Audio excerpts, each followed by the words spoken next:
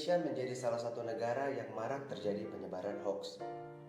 Hoax adalah informasi bohong yang direkayasa sedemikian rupa sehingga seolah-olah benar adanya dan akhirnya dipercaya oleh masyarakat umum. Cepatnya persebaran informasi di era digital ini membuat kita sulit untuk memilah dan memilih informasi yang bisa dipercaya dan dapat diterima.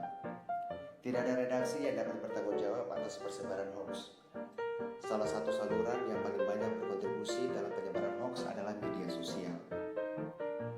Penyebaran hoax merupakan salah satu isu yang bertentangan dengan nilai bela negara karena dapat menyebabkan konflik dan bahkan perpecahan. Kesadaran akan nilai bela negara dan wawasan kebangsaan dapat meminimalisir penyebaran hoax. Mari kita lihat tanggapan beberapa kalangan masyarakat selaku pengguna aktif media sosial tentang hoax dan bela negara. Halo Dek, namanya siapa? Indi, Indi, statusnya apa sekarang? pelajar Kak. Indi pernah nggak dengar kata hoax? Menurut Indi, hoax itu apa? Hoax itu berita bohong Kak. Oke. Indi pernah nggak, baik sengaja maupun tidak sengaja, terlibat dalam penyebaran hoax? Udah lupa sih, tapi kayaknya pernah deh tanpa sengaja. Karena nggak tahu jadi nggak sengaja ikut nge-share beritanya gitu Kak. Oke. Terus menurut Indi, apa sih dampak dari penyebaran hoax bagi bangsa kita? Karena hoax itu berita bohong, jadi kayaknya bakal nyiptain konflik yang mengganggu ketertiban umum. Iya. Terus menurut Indi, penyebaran hoax ini melanggar Pancasila sila keberapa? Sila ketiga, soalnya kan hoax bisa bikin konflik yang ujung-ujungnya bisa nimbulin perpecahan, jadi mengancam persatuan Indonesia. Oke, I see.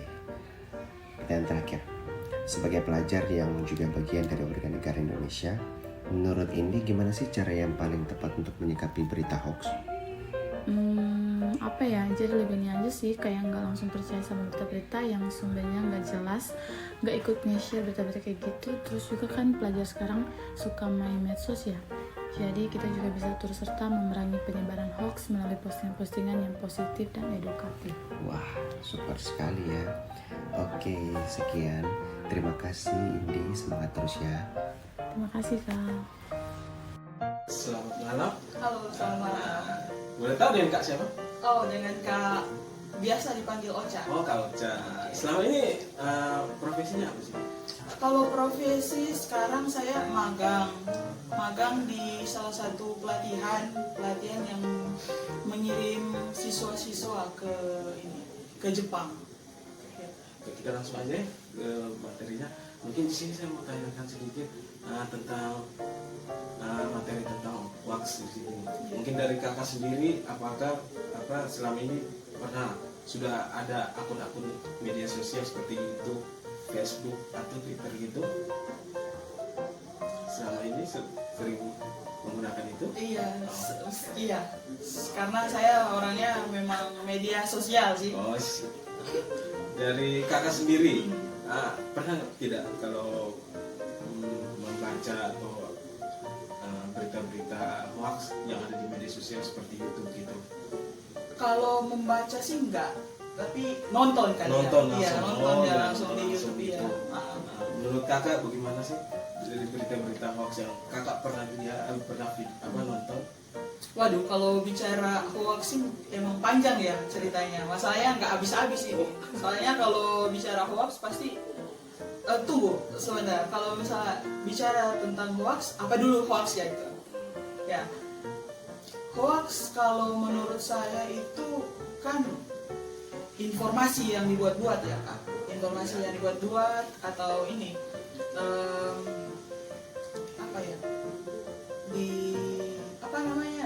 yang pokoknya yang rekayasa. Iya. Untuk menutupi informasi yang sebenarnya. Iya. Jadi istilahnya di media sosial itu hanya untuk mendapat viewer gitu. Iya, benar. Iya. Saya mungkin dari kakak sendiri tahu nggak dampak sendiri dari hoax itu kalau memang menyebar di masyarakat? Kalau dampak itu tersendiri sih dia masuk di Pancasila ya. Pancasila. Dampaknya untuk dampaknya. Iya. Masyarakatnya bagaimana untuk kak sendiri melihatnya? Nah, akibatnya sih aduh kalau misalnya saya sebagai masyarakat nih Ya. melihat suatu hoax di YouTube gitu, pastinya dalam pikiran saya itu pasti berita ini bakalan ini buat masyarakat yang lainnya nonton itu jadi waduh, misalnya suatu kebohongan itu percaya. Jadi percaya, jadi mungkin tambah menyebarkan. Iya benar, tambah menyebarkan, terus alhasil pecah belah itu. Iya. Dari yang kakak tahu ya, mungkin dari dampak begitu, kalau keterkaitannya kalau dengan Pancasila, kakak kan tahu juga Iya. kan tentang Pancasila? Iya, tahu. Nah, kalau terkaitannya dengan Pancasila, menurut kakak ini terkait dengan sila keberapa kalau menurut kakak sendiri? Sila ketiga ya, Oh iya. Persatuan Indonesia. Oke, betul, mantap. Kalau begitu kak, menurut kakak kalau dengan penyebaran hoax di masyarakat ini, dari kakak sendiri untuk mengatasi berita-berita bohong seperti hoax ini, untuk kakak mencegahnya gimana? Ya, kalau menurut saya untuk mencegah, ya masyarakat harus pintar-pintar lah mencari ini informasi-informasi atau situs atau berita-berita yang sudah valid adanya gitu. Maksudnya terverifikasi dan terpercaya lah. Misalnya berita gitu di televisi gitu, nggak mungkin kan bohong gitu. Gitu, jadi Iya. berita-berita yang tersebar gitu.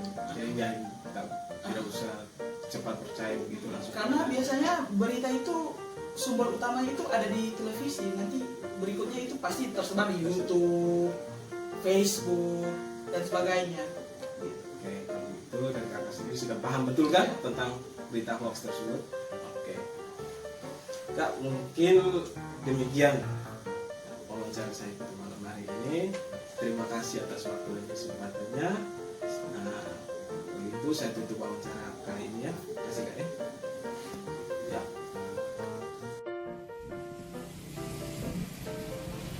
Assalamualaikum warahmatullahi wabarakatuh. Saya Norma Ida, salah seorang peserta lecture CPNS 13 tahun 2020. Hari ini kami akan mewawancarai salah satu tokoh dari perwakilan ibu rumah tangga mengenai banyaknya terjadi penyebaran hoax di kalangan masyarakat.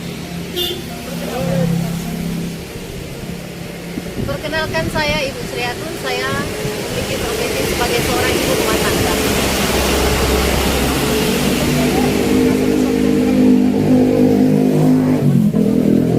Banyaknya terjadi penyebaran hoax di kalangan masyarakat.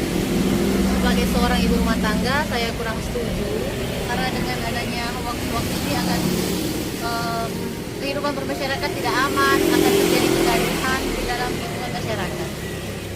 Berarti salah satu dampaknya adalah bisa membuat kegaduhan di dalam masyarakat. Kira-kira Ibu, kalau itu banyak yang terjadi, sebagai negara kita negara yang berpancasila, memegang teguh dalam Pancasila, penyebaran hoax melanggar sila keberapa? Menurut saya sila ketiga, karena sila ketiga kan persatuan Indonesia. Dengan adanya hoax ini bisa memecah belah. Betul sekali, Bu. Jadi kalau menurut Ibu, sebagai peran ibu seorang rumah tangga, apa yang bisa dilakukan oleh seorang ibu rumah tangga untuk mencegah hal itu terjadi, mencegah penyebaran itu terjadi? Sebagai seorang ibu rumah tangga, kayak kita kehidupan sehari-hari, jangan sering ngobrol-ngobrol ke rumah-rumah tetangga, itu nggak perlu. Jangan sering ngumpul-ngumpul membicarakan hal yang tidak penting agar hoax-hoax itu tidak muncul. Oh iya. Masih ada tambahan, Bu? Pokoknya kalau ada hoax nggak usah ikut campur lah, supaya keselamatan kehidupan. Ya, betul sekali. Mungkin pertanyaan terakhir. Apakah Ibu pernah terlibat sengaja atau tidak sengaja dalam penyebaran hoax? Selama ini belum pernah, karena saya orangnya nggak suka ikut campur urusan orang. Saya sendiri. Iya. Terima kasih Bu atas waktunya. Demikianlah hasil wawancara yang boleh kami lakukan hari ini. Dan kami menarik kesimpulan bahwa mereka paham tentang hoax, termasuk dampak apa yang bisa ditimbulkan dalam masyarakat. Mereka juga paham peran apa yang bisa mereka lakukan guna meredam penyebaran hoax tersebut. Jadi, tugas kita ialah mengawal masyarakat, menjadi pelayan, serta kita menjadi perekat, bahkan pemersatu, membantu meredam hoax maupun isu-isu kontemporer yang ditemui di dalam masyarakat. Sebab kita berharap ke depan bangsa kita akan berkembang dengan baik, ataupun pemuda-pemuda yang ada boleh menjadi pemuda yang tangguh, tidak mudah terprovokasi oleh hoax. Dan itu semua dimulai dari diri kita sendiri, dari keluarga, di mana kita berada, bahkan terlebih di lingkungan masyarakat tempat kita berada, bahkan juga di tempat kita bekerja, sehingga kita menjadi membawa pengaruh yang baik bagi masyarakat, bahkan bagi orang-orang di sekitar kita. Demikianlah hasil wawancara kami hari ini. Sekian dan terima kasih.